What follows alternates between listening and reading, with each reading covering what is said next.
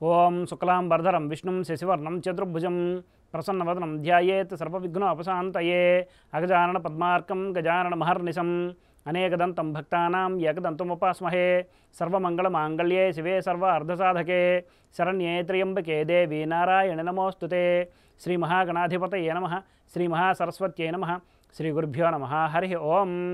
మైత్రి media ప్రేక్షకులందరికీ శుభోదయం. నేడు శుక్రవారం కనుక శుక్రగ్రహ ధ్యాన శ్లోకంతో మన శుభోదయం కార్యక్రమాన్ని ప్రారంభిద్దాం. ఓం హిమకుందం నడాలాభం దైత్యానాం పరమం గురుం సర్వశాస్త్ర ప్రవక్తారం భార్గవం ప్రణమామ్యహం అనే ధ్యాన శ్లోకాన్ని నేడు పారాయణ చేయడం ద్వారా వినడం ద్వారా సత్ఫలితాలు పొందగలరు.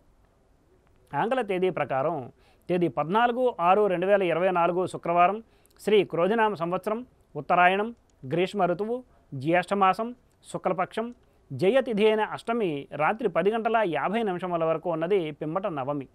ఉత్తర ఫల్గుని నక్షత్రం పూర్తిగా అనగా రేపు సూర్యోదయం వరకు ఉన్నది పిమ్మట హస్త నక్షత్రం. నేటి వర్జ్యం మధ్యాహ్నం 1:01 నుండి 2:46 వరకు ఉన్నది. దుర్ముహూర్తం ఉదయం 8 నుండి 8:52 వరకు, మరలా మధ్యాహ్నం 12:21 నుండి 1:12 వరకు ఉన్నది. నేటి సూర్యోదయం 5:22 కాగా సూర్యాస్తమయం సాయంత్రం 6:29. నేడు శుక్రవారం కనుక పశ్చిమ దిశగా ముఖ్యమైన ప్రయాణాలు చేయరాదు, మరియు ఉత్తర దిశగా నేడు చేసే ప్రయాణాలు ధాన్య లాభాన్ని చేకూరుస్తాయి. ఇక నేటి శుభ సమయాలను పరిశీలిస్తే పగలు 10 గంటల నుండి 11 గంటల వరకు మంచిది, రాత్రి 7:30 నుండి 8:30 వరకు మంచిది.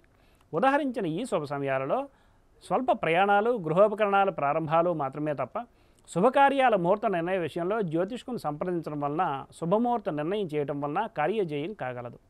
వర్జ్య దుర్ముహూర్త సమయాలలో ఏ విధమైన శుభాశుభ కార్యక్రమాలు ప్రారంభించుట మంచిది కాదు. స్వస్తి. సర్వం శ్రీకృష్ణార్పణమస్తు.